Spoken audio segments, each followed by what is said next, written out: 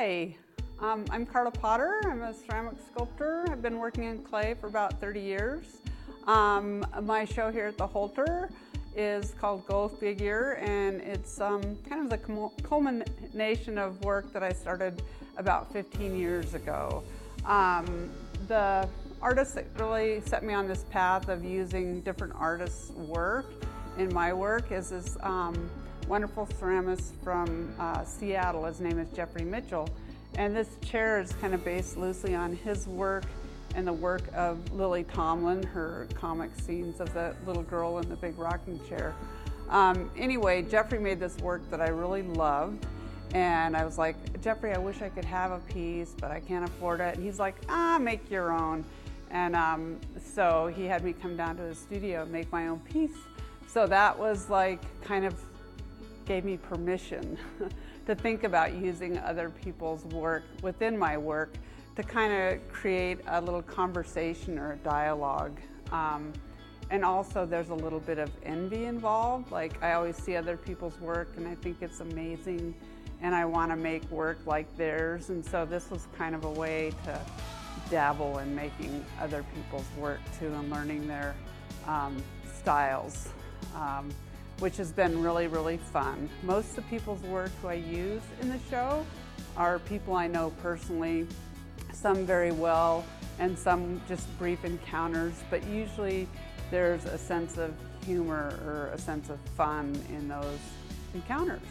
This piece is called What Would Jesus Do? I think that's a fairly known, well-known saying that people use when they're trying to make a decision about what's next or how to confront a situation. As a potter, and when you're a pottery student, you learn how to, make dishes, and you're super proud of when you finally get one to work and so happy.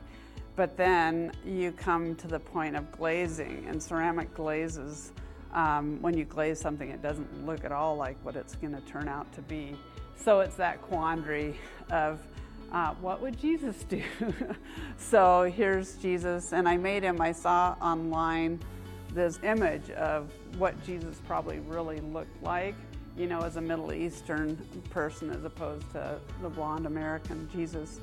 Also, he's on his table is this, the book, how there's everything for dummies. I have glazing for dummies, and that's kind of a tiny portrait of my glaze teacher in graduate school, this genius sort of a guy. This piece is called Doing the Holy Dishes, and it's kind of one of my first incarnations of my bad little Catholic girl. And she is doing these dishes that are holy, and some might think of that as like a holy, as in a spiritual figure or whatever, but I actually had this professor that said, we were in a critique, and I was having a hard time working fast and making a lot of pieces, and he's like, just make 12, and I don't care if they're smoking, that's fine, And so it just clicked this light bulb on of, a little kid being bad and trying to smoking a cigarette. But he also made this work that's perforated, it's full of holes.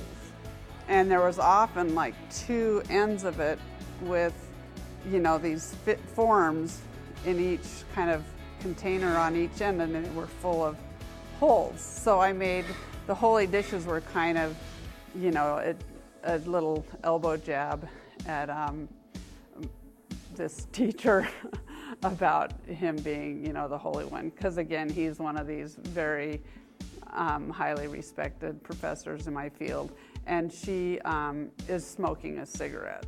So I have since made quite a few that are smoking cigarettes, and that one even has holy water. This piece is called The Players, and it's about that game, Spin the Bottle. The thing that inspired this to begin with was just the notion of different artists' work that is already in some stage of undress or has no clothes on. Like Michelangelo's David, I thought it would be really funny for him to come down off his pedestal and be like hanging out with his other art pals.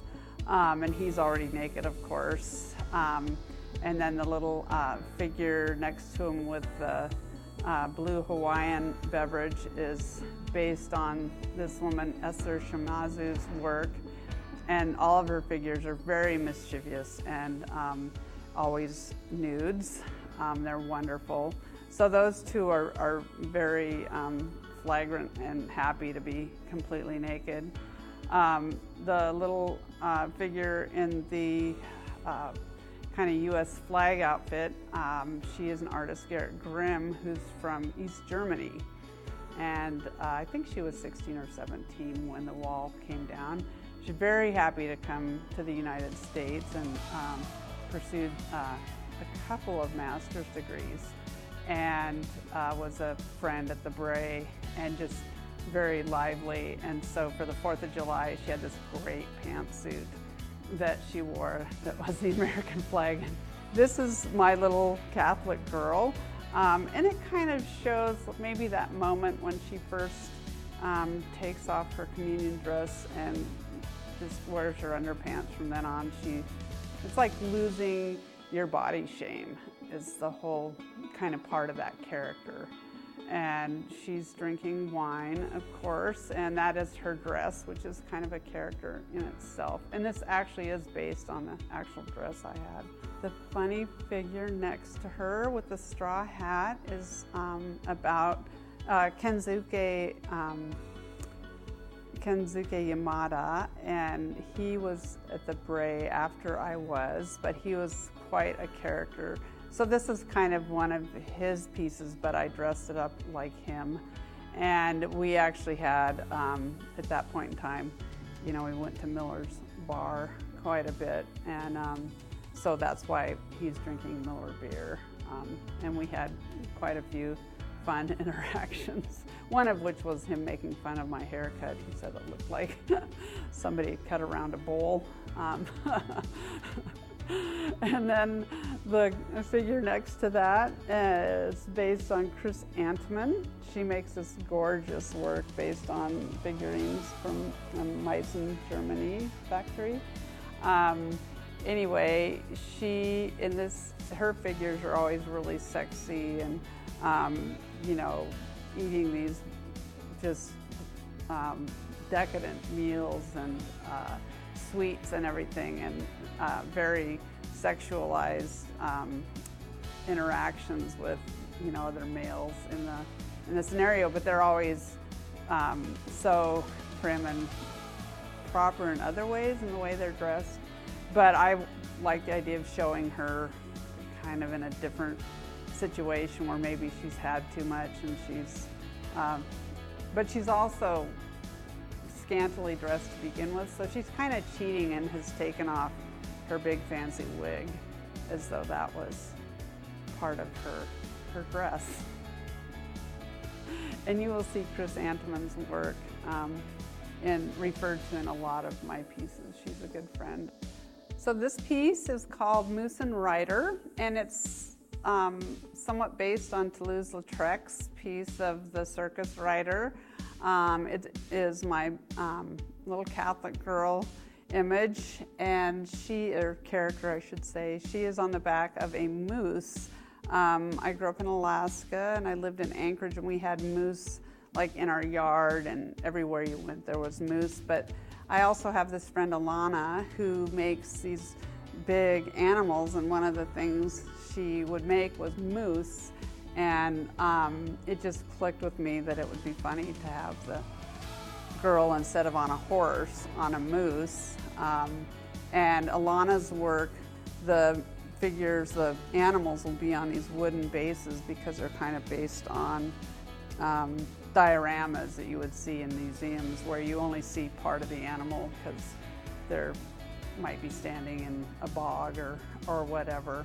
So, and I also, one of the things that kind of tickled me about this is the moose is actually not moving at all, but yet her veil and her attitude and everything is about, moving quickly through space.